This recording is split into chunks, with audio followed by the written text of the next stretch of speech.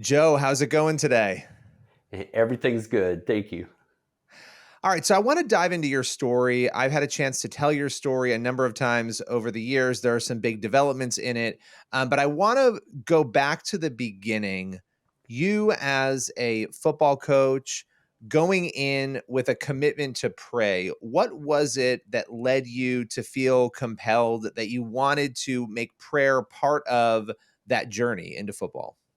Right. I was a brand new baby Christian. And so I was just getting my legs underneath me. And God came along and made it perfectly clear that I was called to coach football for Bremerton. And I was offered the job on a Friday night, and I said, "Let me have the weekend for to talk to my wife about it, so we can discuss it and pray about it and try to figure out if this is what I really wanted to do." And in the middle of the night, it must have been Saturday or Sunday night, Facing the Giants was on, and it was just dropped me to my knees. It was a clear calling, and I said, "God, I'm all in." And I'm going to give him the glory after, just like they did in facing the Giants. I was going to give him the glory after every game and right there on the field of battle. And win or lose, that's what I was going to do. So it was my commitment from God from the very beginning. And I'm going to ask you this question: were you going to the kids and saying, "Come and pray with me right now. I'm going to pray. You're going to come to the 50-yard line and pray with me," or was this a personal thing that you did and people happened to see it? It started out a very personal thing. Nobody knew what I was doing out there. None of the coaches really knew what I was doing. The kids didn't know. It was months before anybody even asked. And one of my players, they came over and said, "Coach, what were you doing?" And I said, "I was just thanking God for what you guys did." And they said, "Well, hey, I got a couple Christian buddies. Can we come out and, pray with you?" And I said, "It's a free country. Telling somebody that they have to pray is just as bad as telling somebody that they cannot pray."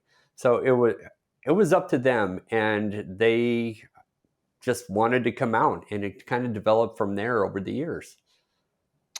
Yeah, and so once people started coming out and they started praying, what did that feel like for you? Just because clearly you're doing this, you feel compelled to do it, you feel God calling you to do it, and then you see other people feeling inspired to do it. What was that like?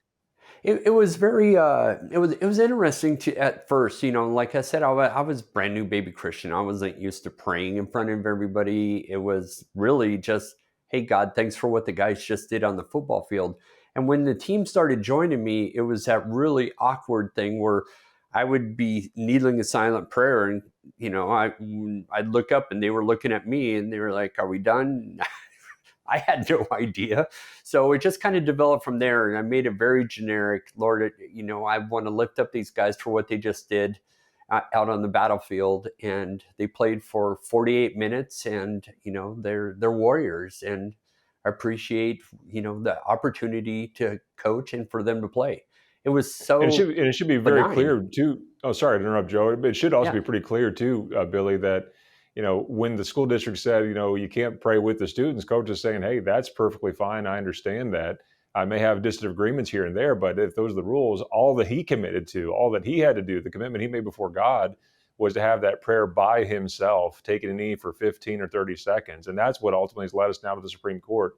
Everything else is kind of background. Right now, what's led us to the Supreme Court is that knee." That silent prayer on one knee after the game. Yeah, and so let's unpack that a little bit because I think that's an important detail, right? You start to now correct me if I'm wrong on the timeline, but it was about 2015, where around September 17th, 2015, where you were praying without a problem for a long time. And then suddenly there's an issue. Somebody says something and it reaches the administration. So this is before you make any amendments to it. But at that Sure. point, they come and they say, you need to make a change. And as Jeremy was just saying, you at that point make a change. Can you take me through that a little bit? Right. Yeah. For 8 years, it was in my middle of the eighth football season that, never was an issue, and it wasn't like an everyday thing with the kids. I had two football games every single week, Friday and a Monday, because I was the head coach for JV and assistant coach for the varsity. So we played on Friday nights and on Mondays. And, sometimes we would get beat, and sometimes the kids were either, maybe we won greatly, and it wasn't like a normal thing where they, felt compelled to come out there every single game. There was many times throughout the years that it was just myself. It was never, anything that was a normal thing until right at the end. And as the years went on, the kids started inviting the other teams. They said, "Coach, can we ask the other team?" And again, free country, this is your team. If you guys, that was my football captains. If they wanted to do that, it's up to them. So the last year was when the school administration got wind of it, and it was actually really odd because it came from a compliment from one of the school districts that was at our football game, and they called the principal and said, "Hey, what your football program is doing is really amazing." And so, of course, they want to know what our football program is doing, and it just kind of spiraled out of control from there, and their lawyers got involved, the school district, and they started an investigation. And I'm just going, I just want to coach football. I didn't understand what was going on. So they ask you to do it by yourself. And I know there was a point where you didn't do it. And correct me if I'm wrong, you didn't pray, and you were driving home and you were feeling kind of like, man, I didn't keep the commitment I made to God to pray. And you went back to the school and you kneeled and you prayed. When did it become apparent to you that this was going to be, you were going to lose your job over this? Take me through kind of that pinnacle point of, okay, this is now they're not even letting me pray silently on my own. Right. And that was really odd. I worked so hard with the school district because these people are my friends for a decade, almost a decade. We, coach together, we're friends, we attend church together, we live in the same small community. So we really worked hard on trying to find a happy medium between everything. And at first, the school district said you could pray even while on duty as long as it doesn't affect your jobbing duties. Well, that wasn't a problem because I never left the field. I closed my eyes for 15 seconds to thank God, and I was with the team the whole time. So then they said, well, don't do it with the kids. And they gave me another letter, and I said, well, that's unfortunate, but hey, your school, your rules. And I abided by that and said, I won't ever pray with the kids again. And then they said, yeah, but we can still see you doing it. So they gave me a third letter. And that's where it got really weird because I didn't know what was happening. I didn't know what it really meant. I didn't know what, I assumed what the Constitution, the First Amendment says. I thought that was pretty clear, but I guess it wasn't. So I needed legal help. And like you said, that first night that I did not pray was I gave a motivational speech. All the cameras were there. It was very not in my element because like I said, I just want to coach football and be there with my team. But everybody was there. It made a big deal. I said a motivational thing. Sent all my kids home, got them all home safe, and I was driving home, and I just felt horrible. I just, everything that I've ever preached to these kids of fighting for what you believe in and never giving up when things get tough. And here I am, I totally just turned my back on God. So I turned around in the car and drove another 20 minutes back, and it was almost midnight when I snuck back onto the football field, and I sat there and had a great, conversation with God at that time and asked him, is this really what I'm supposed to be doing? You got to give me something here.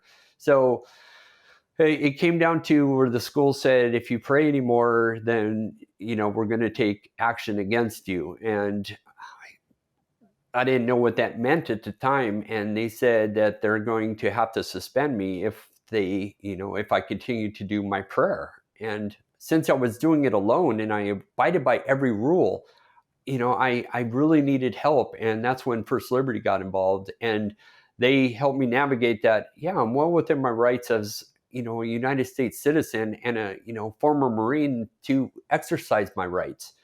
And so it came down to that pinnacle moment where I knew I was, everybody was watching, waiting to see what I was going to do. And I walked out there all by myself and I took a knee, and I thank God, even though I knew it was going to be the last time I did. And that was the last time I was on the football field with my football team.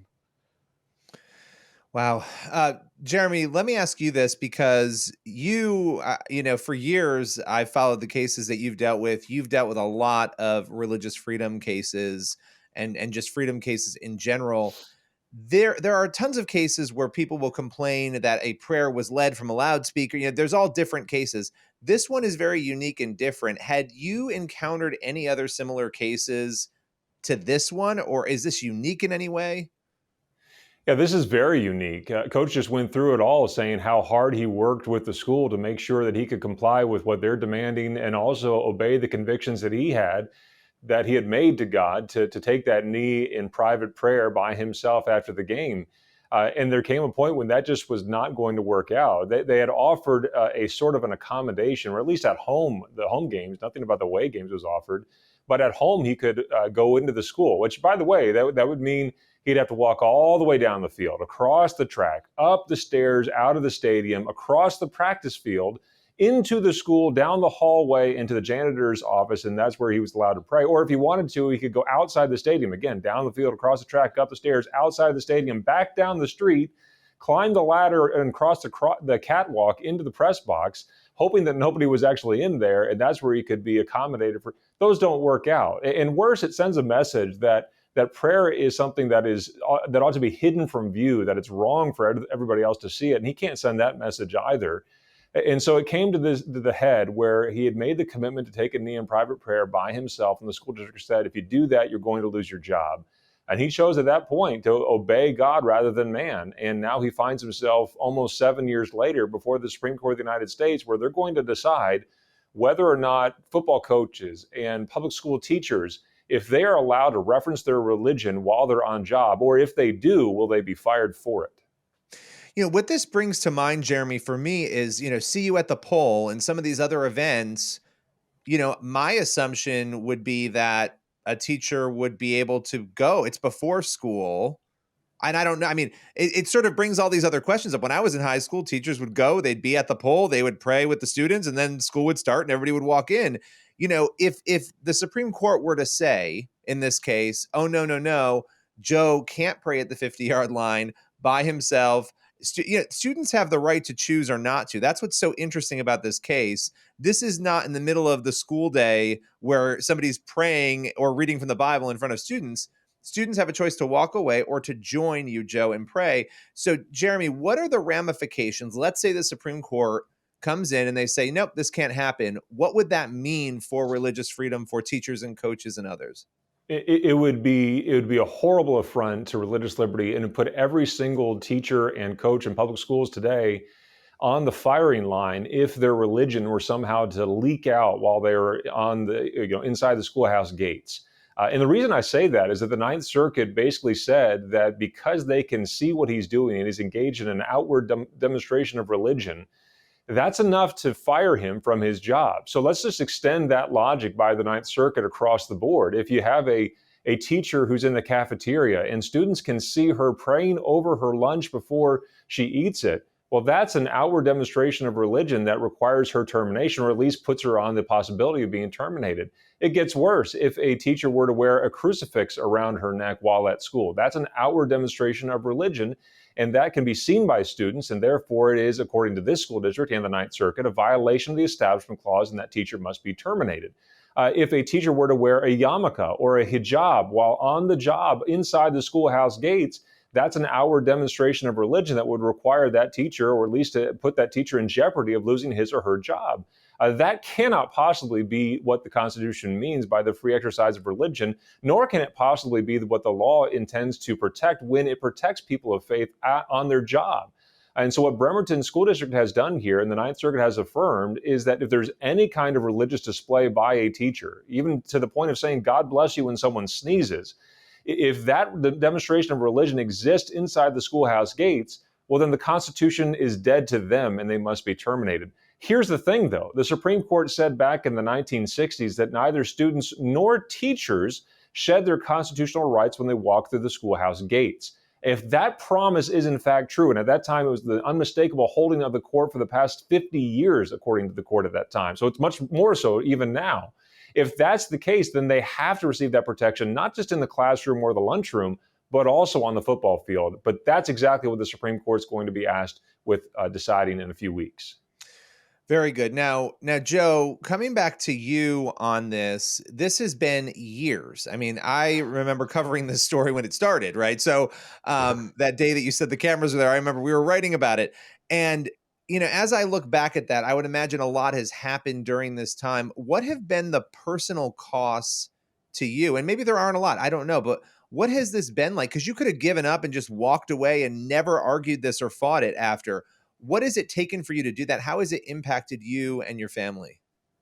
Well, especially my family, I as being a, United States Marine, I was used to battling and fighting. So, but it affected my family because my kids, they attended Bremerton High School during all of this. I had 2 kids at the high school, 1 kid in the middle school.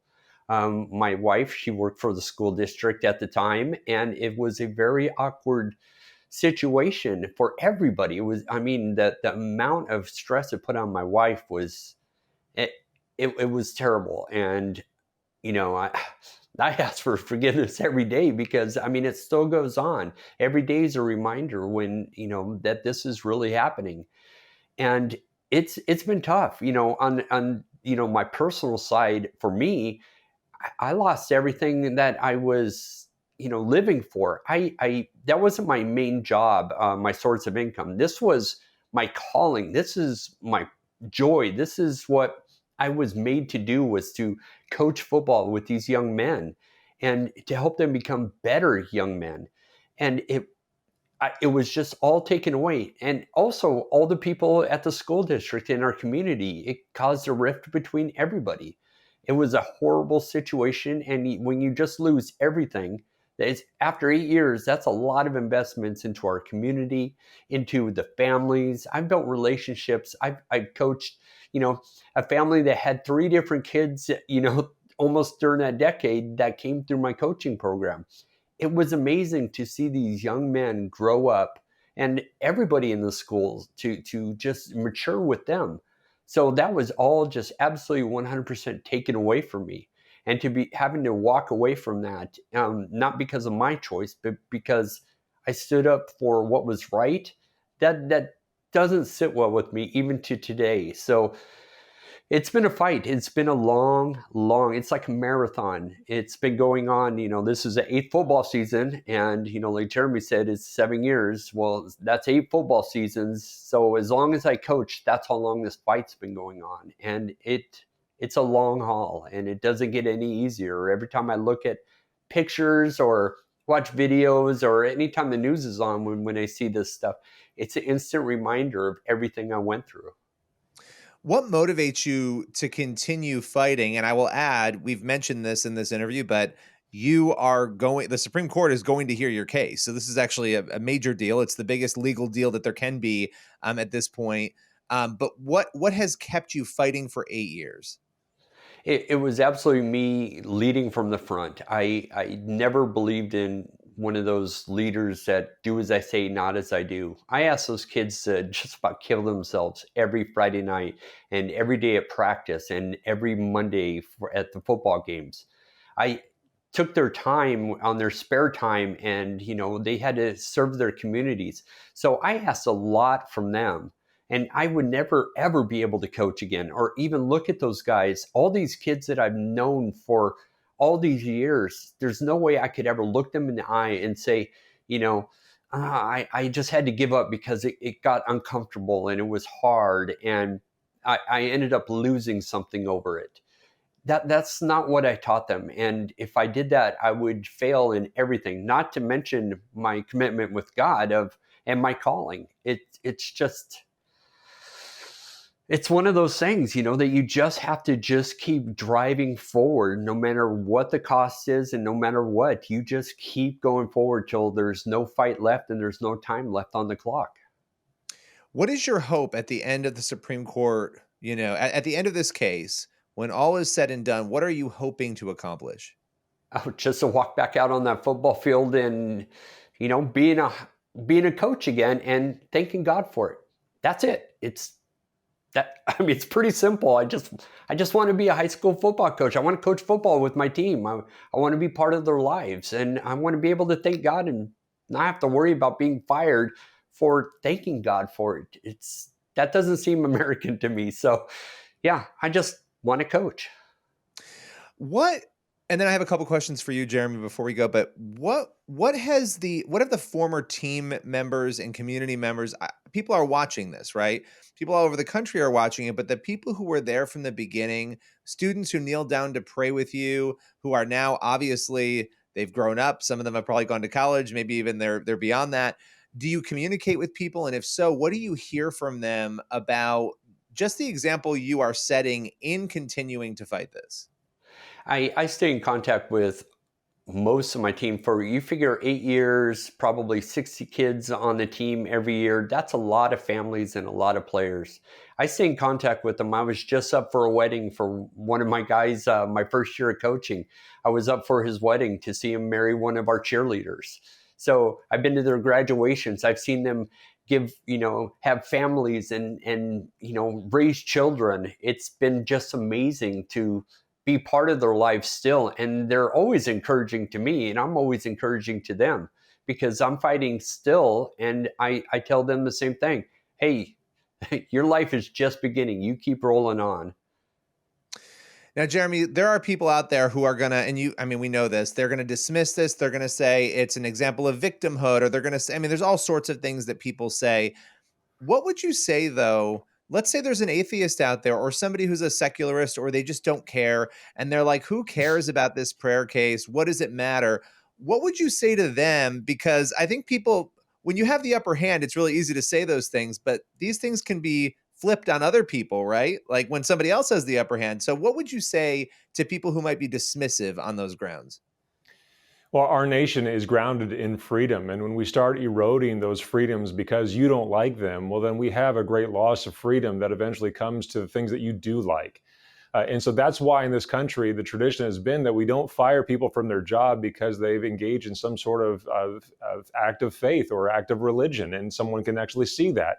The promise of this country is actually to protect those demonstrations of religion or the acts of religion in public view. We're supposed to be very tolerant people when it comes to that. So I would hope that people would simply tolerate things with which they may find disagreement over. But instead, what Coach Kennedy has found here is that the toleration is out the window, and so is he. He cannot coach the football game because, in the view of Bremerton High School, he's engaged in the establishment of religion in violation of the Constitution, which is absolutely false. And in the words of the Ninth Circuit, you heard Judge Smith at the end of his opinion not only lambast Coach for putting on this display, he was also upset with the fact that Coach Kennedy dared to talk to members of the press about it. There's another core First Amendment concern that's been trampled upon. But even on top of all that, he had to go to the extra length at the very end of his opinion to say that Coach wasn't a very good Christian because the Sermon on the Mount says that you ought to go into your closet to pray rather than do so out in public.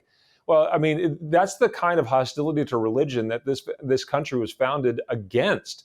And that's why we have the free exercise of religion, to protect from people being told how they can and cannot practice their faith. Well, it's also interesting to watch people trying to dismiss something, then turn to scripture and not understand it, and then use it as an argument. I always find that to be an interesting element in these cases, and it happens pretty frequently. Any final comments or statements from either of you, things maybe we haven't talked about that you'd like to mention? I'll go first and just say, hey, look, if you want to know more about Coach's case, and I would really encourage you to go to CoachKennedyFacts.com. That'll take you to firstliberty.org, and the page we have set there. Click on the timeline and just go down and to see how hard Coach worked to comply with everything the school district was asking him to do. But when push came to shove and they were saying you cannot pray at all if any student can see you, that was a bridge too far for him to cross over. And he had to remain faithful to the covenant, the commitment that he had made to God himself. So I'd encourage folks to go to firstliberty.org and learn not only about Coach's case, but all the rest of the cases that we work on every day. Excellent. Anything from you, Coach? I'm just an average guy. This whole thing is just way beyond me. Supreme Court and, I just want to coach football. It's so weird to be put in this situation. So God has got a sense of humor, and to pick me, He's got a really good sense of humor. Well, listen, thank you both so much for giving us time today and for sharing this story. We'll have to have you back soon. All right. Awesome. Thank you, Take care, Billy. buddy.